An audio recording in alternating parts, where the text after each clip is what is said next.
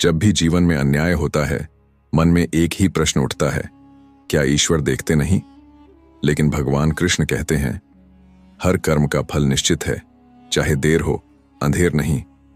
आज की कहानी है एक राजा की, जो कृष्ण से सवाल करता है, क्या सच में कर्म का फल मिलता है? द्वारका में एक दिन एक राजा भगवान कृष्ण के पास आया। वह दुखी था, बोला, मुझे समझ नहीं आता। मैंने सदैव धर्म का पालन किया, प्रजा का भला किया, दान दिया, फिर भी मेरा पुत्र युद्ध में मारा गया। यह कैसा न्याय है? कृष्ण मुस्कुराए और बोले, राजन, चलो एक यात्रा पर। वे दोनों एक जंगल से गुजरे। वहां एक वृद्ध साधु ध्यान में लीन था। कृष्ण बोले, यह व्यक्ति पिछले 7 जन्मों से तपस्या कर रहा है, लेकिन इस जन्म में उसे रोज भूखा सोना पड़ता है। राजा चौंका, इतनी तपस्या और फिर भी भूख? कृष्ण बोले, क्योंकि पिछले जन्मों में इसने एक बार एक भूखे को भोजन देने से मना कर दिया था। कर्म लौट कर आता है, चाहे जब भी किया हो। फिर वे एक गांव पहुंचे। वहां एक डाकू था जो हर किसी को लूटता था, लेकिन राजसी वैभव में जी रहा था।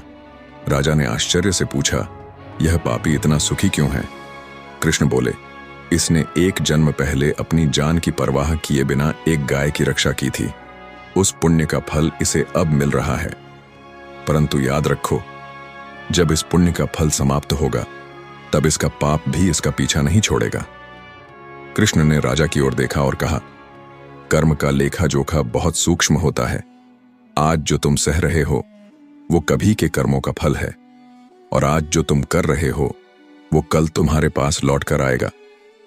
इसीलिए ना तो अच्छे कर्म पर घमंड करो और ना ही बुरे समय में दुखी हो। हर कर्म बोया हुआ बीज है, और समय आने पर वो फल जरूर देता है। कृष्ण का कर्म सिद्धांत सीधा है, जो बोओगे वही काटोगे, समय चाहे जितना भी लगे।